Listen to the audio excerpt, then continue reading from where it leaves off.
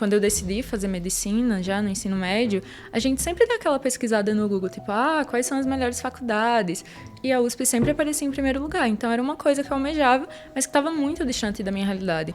Então, o máximo que eu sonhava era, sei lá, a Federal de Pernambuco. Foi, na verdade, uma grande surpresa eu conseguir vir para cá. Por exemplo, eu vim de muito longe. Então, acho um grande desperdício eu não aproveitar as oportunidades que eu tenho.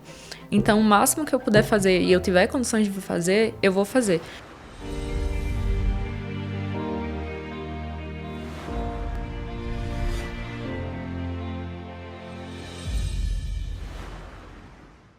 Bem-vindos a mais um episódio aqui do nosso podcast. Meu nome é Cauê Gasparotto, eu sou médico formado aqui na Universidade de São Paulo e esse podcast tem o intuito de discutir um pouquinho sobre carreira médica, educação na área da saúde, e eu trago convidados que muitas vezes, apesar da idade, já atingiram alguns resultados interessantes aí dentro da carreira médica para compartilhar um pouquinho com vocês. Especialmente esse capítulo eu trago pessoas que estão ainda estudantes, né, na faculdade de medicina, para contar um pouquinho das histórias deles antes da faculdade e agora, né, durante essa experiência universitária, como é que está sendo, para compartilhar, né, com vocês um pouco da visão deles, o que eles fizeram para conseguir esse resultado que é tão difícil, né, de ser aprovado aqui na Universidade de São Paulo. E também para vocês conhecerem, né, o perfil de aluno hoje que a gente tem aqui na nossa universidade, que é tão diverso, né, pessoas aí do Brasil inteiro que vêm para cá estudar na USP e que muitas vezes vocês talvez não tenham oportunidade de conhecer. Espero que com esse podcast aqui vocês consigam se identificar com essas pessoas e ver que talvez algumas delas são bem parecidas com você que está se preparando também e tirar boas lições de todas essas conversas. Antes de apresentar a convidada de hoje, eu queria agradecer os nossos apoiadores, principalmente a editora Manoli, que ofereceu espaço aqui para a gente estar gravando hoje. E se você não conhece, é uma das principais editoras na área da saúde. Eles publicam boa parte dos materiais que a gente tem hoje aqui no Hospital das Clínicas, na Faculdade de Medicina da USP. Vale a pena vocês entrarem no site e conhecer um pouquinho do trabalho que eles têm para quem atua dentro da área médica. Bom, estou aqui hoje com a Lívia Caroline, está no segundo ano aqui da Faculdade de Medicina da USP. Obrigado, Lívia, por aceitar o convite. Vou deixar você se apresentar um pouquinho, pessoal, falar um pouquinho de onde que você vem, quem você é, e depois a gente aprofunda um pouquinho mais na sua história. Bem, é um prazer estar aqui, primeiramente. Obrigada pelo convite. Eu sou de Alagoas, eu sou de uma cidade do interior.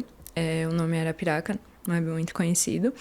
E eu passei aqui pelo Enem, direto do ensino médio. Eu fazia ensino técnico. Eu sou técnica em eletroeletrônica, o que não tem muito a ver com a área que eu sigo atualmente, mas acho que basicamente é isso. Eu queria começar perguntando, né? Os convidados eu sempre vou nessa pergunta que tem muita gente que tem essa dúvida. De onde que surgiu a sua vontade de fazer medicina, assim? Você falou que fez técnico em eletroeletrônica, que deve ser mais para as exatas, né? Engenharia. Sim. De onde que veio essa vontade de fazer medicina? Então, na verdade, eu sempre fui bem confusa sobre o que eu queria. Por muito tempo eu quis exatas, eu me dava bem, eu quis fazer engenharia, depois eu fugi totalmente, quis relações internacionais, direito, enfim. Era um caos. Mas, independente do que eu queria, eu sabia que eu queria passar e da melhor maneira. Então, eu sempre tive no meu pensamento, desde sempre, que eu ia estudar como se eu quisesse medicina. Que se eu quisesse medicina, em algum momento eu passaria. Pelo fato de ser a mais difícil. Isso. Então, sempre foi meu objetivo, mesmo que não estivesse claro para mim se eu realmente queria medicina. Só que também era uma área que eu me interessava. Me interessar por medicina foi principalmente quando eu estava me preparando para o Enem, quando eu comecei a estudar. Eu comecei a criar mais afinidade com biologia, química, e vi que era uma área que eu realmente gostava. E basicamente é isso. Você lembra em que época foi? Foi no ensino médio ou estava no fundamental ainda? Ando nono ano pro ensino médio. E isso mudou o jeito como você estudava? Porque depois do momento que você fala, pô, vou fazer medicina, você muda um pouquinho ali, talvez a noção de que você vai ter que estudar mais porque a concorrência é alta, né? Não sei se isso mudou de alguma forma pra você. Então, eu sempre gostei de estudar. Tipo, estudar nunca foi algo ruim pra mim, sempre foi algo prazeroso. Então, eu não mudei como eu estudava, porque sempre foi um objetivo, sempre não me destacar exatamente, mas por mim mesma, sempre dar o meu melhor e ir vencendo a mim mesma. Então você já ia bem na escola, já tirava boas notas?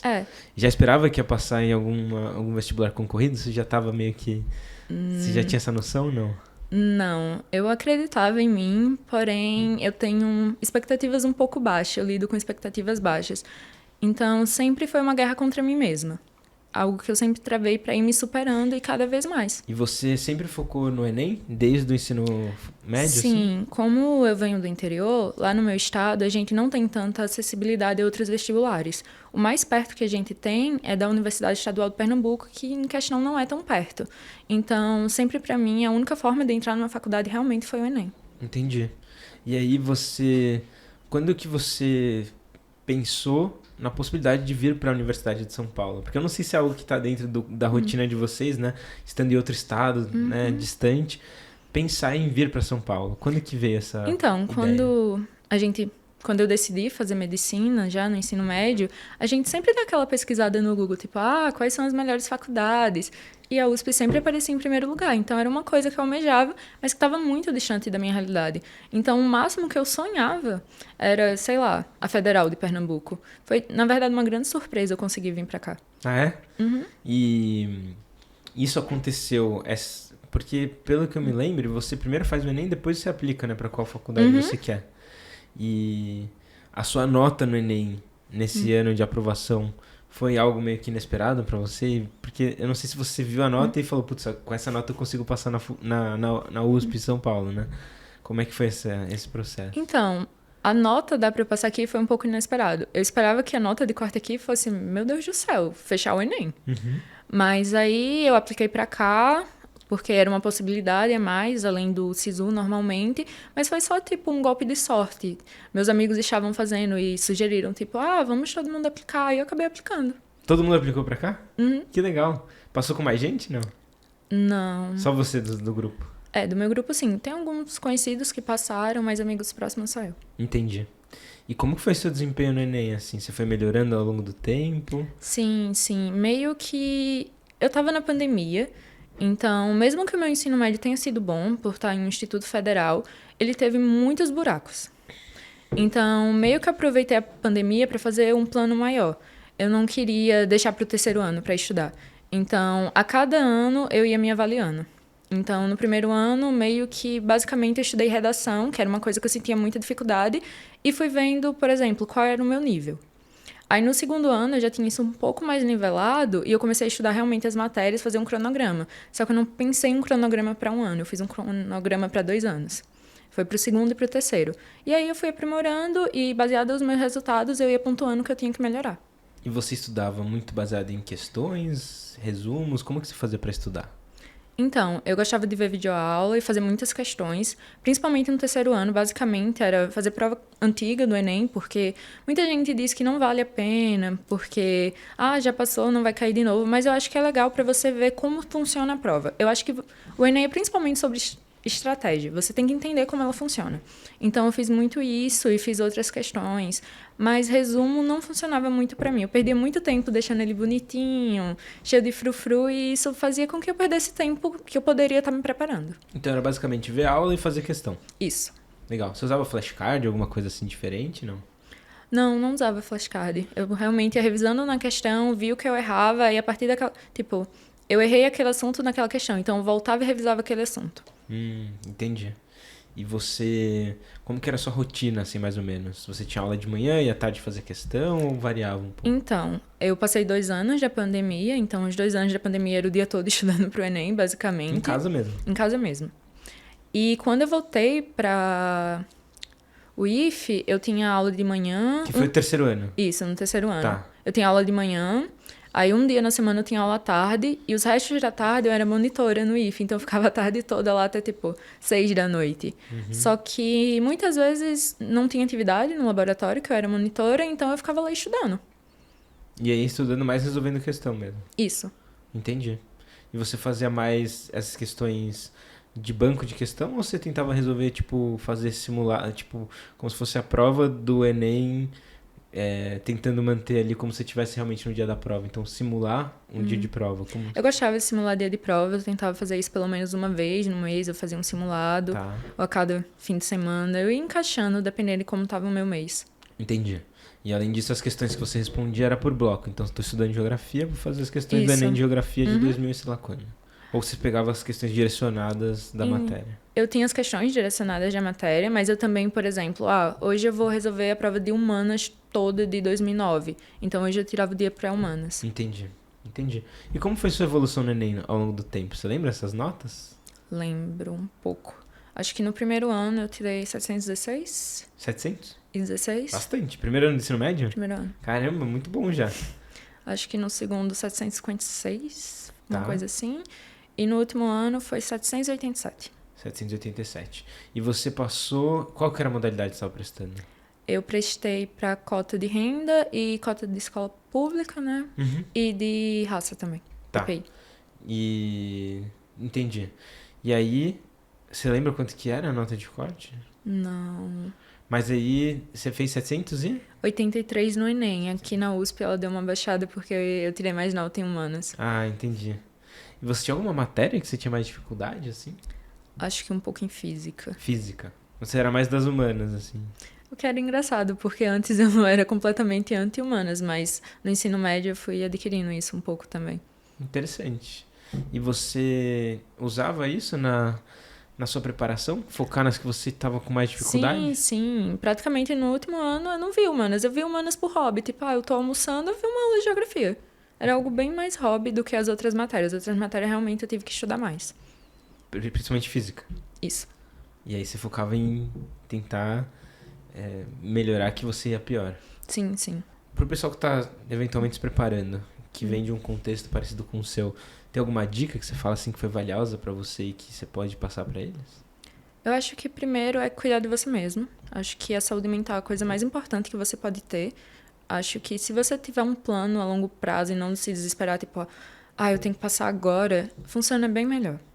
Tipo, se você quer realmente medicina e é um curso concorrido, eu acho que vale a pena você sentar e pensar, eu posso fazer um plano de 2 ou 3 anos se eu tiver, por exemplo, muito óbice na minha formação. Eu acho que vale. Você precisa primeiro montar ali a base Sim. e depois também ganhar o conhecimento de prova, né? Eu também acho que vale muito a pena você se conhecer. Por Tá. exemplo, a gente tem muito cronograma pronto na internet, que às vezes não é a melhor opção para você. Então, uma das primeiras coisas que eu fiz foi montar o meu cronograma, baseado nas coisas que eu tinha mais dificuldade e nas coisas que mais caíam no Enem. Esse é um ponto importante, porque às vezes o que vale pra um não vale pro outro. Não É vale importante pro outro. você se conhecer Sim. nesse sentido.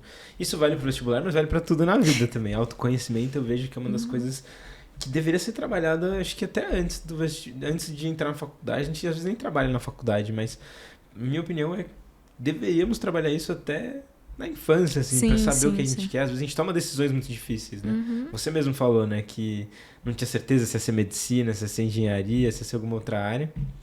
E a gente não tem base muito pra tomar essas decisões com 15, 16, 17 anos, né? Você entrou com quanto? Dos 17? 17. Então, muito jovem, né? Como que você sabe o que você quer com 17 anos, né? Então, acho que realmente falta um pouco desse trabalho de autoconhecimento. E você que está assistindo a gente aqui, acho que vale a pena pensar nisso em algum momento, assim. Tanto para entender a estratégia de prova, o que vale a pena para você, mas também para outras coisas da vida, assim, de como você toma suas decisões de carreira mais para frente. Autoconhecimento é muito importante. Evita muitas frustrações dentro da jornada que a gente tem. Bom, Lívia, é muito legal. Era como você imaginava a USP? Foi muito diferente? Vir para São Paulo, como é que foi isso? Você imagina que é muito diferente da cidade Sim, que você é vem. bem diferente de onde eu vim. Então, eu vim de uma cidade média, só que comparado aqui é outro mundo. Uhum. É uma coisa muito maior. Então... Deu medo? Um pouco. Um pouquinho. Um pouco de medo. Já tinha vindo para São Paulo? Eu cheguei no máximo em Campinas. Tá. Tem toda aquela preocupação, né? Uma cidade nova. São Paulo tende a ser uma cidade violenta, né? Principalmente a gente de fora fica com medo disso. Não sei se é algo que te preocupava também, seus pais. Sim. Tanto que meus pais não queriam que eu viesse. Não queriam, né? Não queriam. Foi uma coisa de tipo... Eles não queriam que eu me afastasse tanto, porque eu era muito nova. Eles estavam com medo de me deixar sozinha. Eu nunca fui tão longe. Mas, conversando, a gente entrou em um acordo que era a melhor opção para mim. Por conta das oportunidades. Eu acho que eu vim muito por isso. Porque aqui a gente tem muito mais oportunidades. Não é apenas porque o ensino é exatamente muito bom. É porque a gente conhece muita gente importante, muita gente boa que faz trabalhos esplêndidos. Então, eu acho que vim pra cá, eu vim com esse olhar de que eu podia fazer mais. Perfeito. E correspondeu à expectativa? Eu não sei se, tipo, pra mim, aqui é o centro de tudo. Pra pesquisa, pra extensão.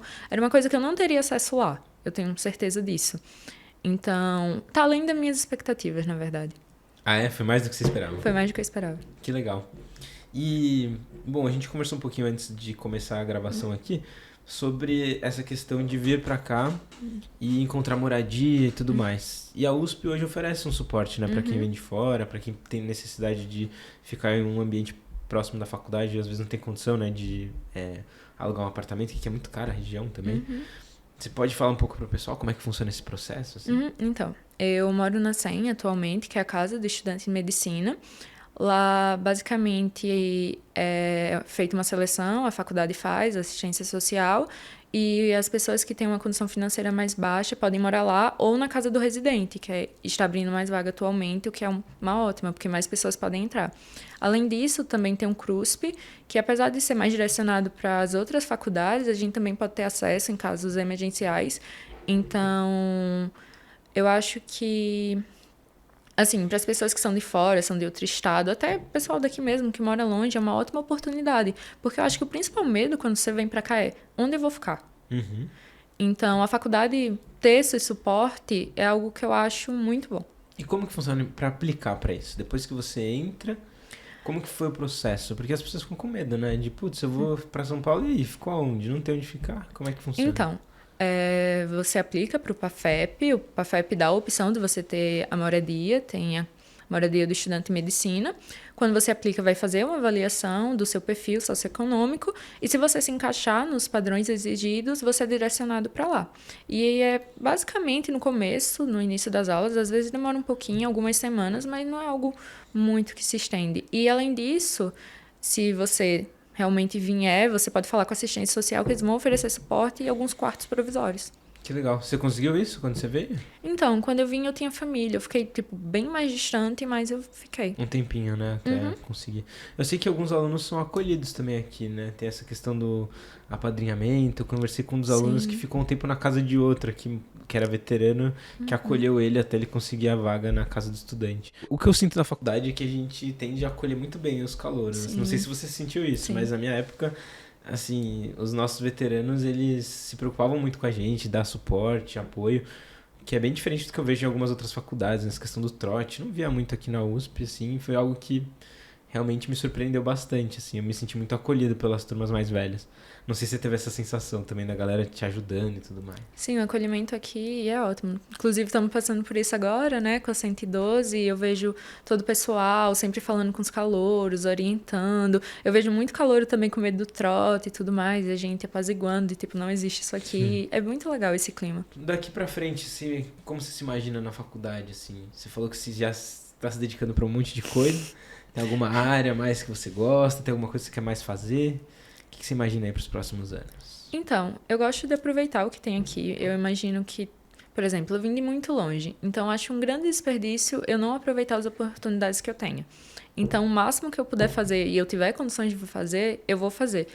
Mas, no momento, eu gosto de explorar áreas mais clínicas. É algo que eu gosto muito. Não que eu não exploraria cirurgia, se eu tiver oportunidade, eu acompanharia, enfim. Mas eu gosto mais desse tipo de atividade. Perfeito. Bom, eu gosto de encerrar sempre os nossos episódios aqui com uma indicação de livro, série, filme que você gosta ou que você acha que foi importante na sua trajetória e que você poderia compartilhar com a audiência aqui hoje.